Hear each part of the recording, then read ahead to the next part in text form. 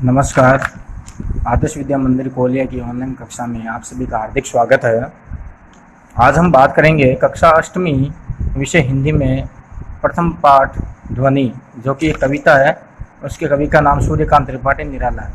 उन्होंने अपनी कविता के माध्यम से युवा पीढ़ी, जो नई पीढ़ी है, उनको और निराश लोगों को संदेश दिया है कि जीवन में कभी भी घबराने की ज़रूरत नहीं है, क्योंकि युवा लोग हैं उनमें अभी भी नया साहस, जिस प्रकार बसंत ऋतु के आगमन पर नए नए पुष्प लगते हैं, उसी प्रकार युवा में भी नया नया जोश होता है। तो उन्हें घबराने की आवश्यकता नहीं है, उस जोश को आगे बढ़ाने की आवश्यकता है।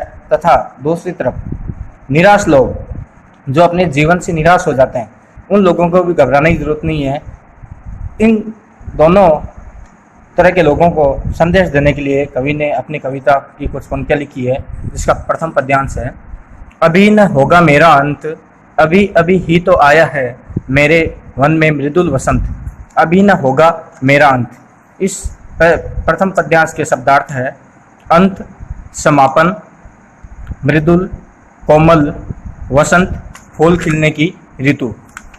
कवि इस कविता माध्यम से कहते हैं कि नवयुवकों अर्थात युवा पीढ़ी को कहना चाहते हैं कि वह अपने नवजीवन अर्थात युवा जीवन का उत्साह व साहस के साथ आनंद ले। अभी न होगा मेरा अंत, अभी अभी ही तो आया है मेरे वन में मृदुल वसंत। अभी न होगा मेरा अंत। वसंत अर्थात उत्साह व साहस अभी अभी तो जीवन में आया है। यह उत्साह व साहस अभी कुछ दिन ठहरेगा, अभी इसका अंत नहीं होगा। कवि कहते हैं कि जीवन में वसंत रूपी जोश जागा है, जिसकी सहायता से युवा पीढ़ी को जागरूक करने का संकल्प पूरा करूंगा।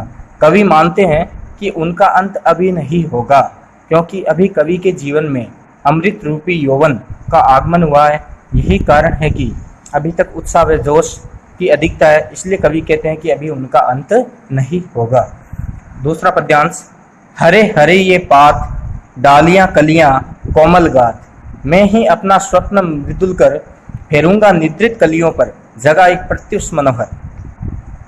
इसके शब्दार्थ देखिए, पात पत्ता, गात शरीर, स्वप्न सपना, मृदुल कर कोमल हाथ, प्रत्युष सवेरा, मनोहर सुंदर।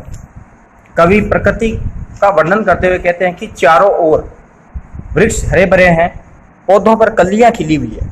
हरे हरे ये पात, डालियां कलियां कोमल गात। इसका अर्थ है कि चारों ओर वृक्ष हरे भरे हैं, पौधों पर कलियां खिली है, जो अभी अलसाई हुई है। अर्थात कवि कहते हैं कि वो युवा पीढ़ी में नई प्रेरणा का संचार करेंगे। कवि अपने सपने को साकार करने के लिए मैं ही अपना स्वप्न मृदुल कर। कवि कहते हैं कि अपने सपने को साकार करने के लिए अपने कोमल हाथों से, मृदुल कर का अर्थ होता है कोमल हाथ, कोमल हाथों से युवाओं के मन में नया जोश व उत्साह बढ़ाना चाहते हैं।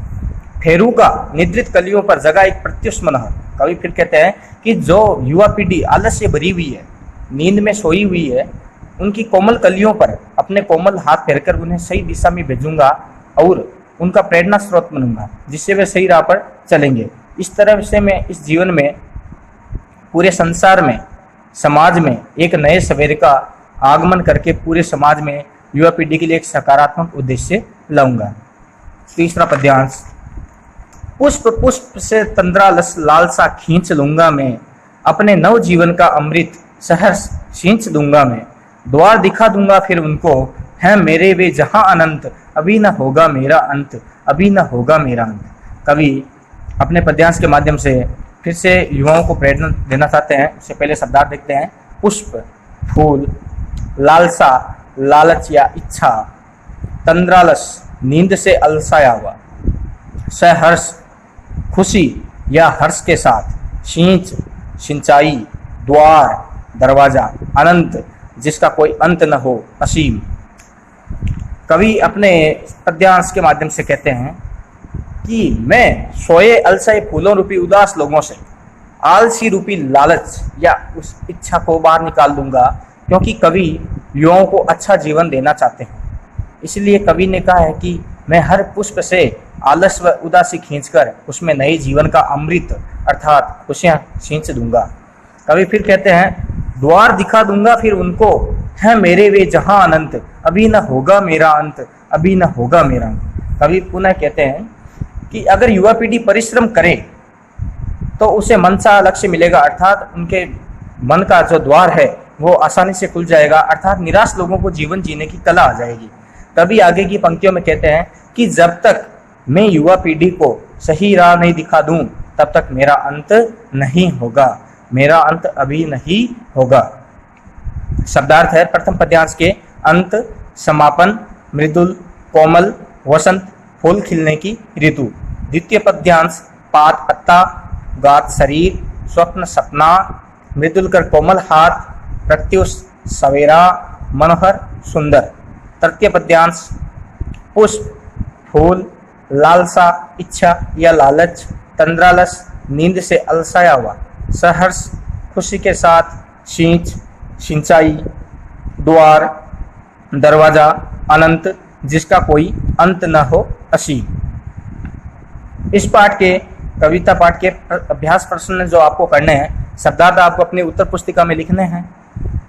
फिर अगला प्रश्न है ध्वनि कविता के कवि का नाम लिखिए। तो आपको शुरुआत में जो प्रथम पन्ना दिया हुआ है उसमें कवि का नाम लिखा हुआ है, तो आप वहां से याद करके लिख सकते हैं। प्रश्न संख्या 3, ध्वनि कविता के माध्यम से कवि ने किन किन लोगों को संदेश दिया है, जो शुरुआत में मैंने आपको बताया था पाठ के शुरू में। चौथा प्रश्न है रिक्त स्थानों की पूर्ति कीजिए। ये आपको कविता के पद्य में मिलेंगे, तो वहां से आप याद करके और मंजूषा को देख करके भर सकते हैं। पांचवा सवाल है ध्वनि कविता का मूल भाव अपने शब्दों में लिखिए। तो ये पाठ का जो मैंने अर्थ बताया कविता पाठ का, इस कविता के अर्थ को आप याद करके और फिर अपने शब्दों में इसका मूल भाव लिख सकेंगे। धन्यवाद।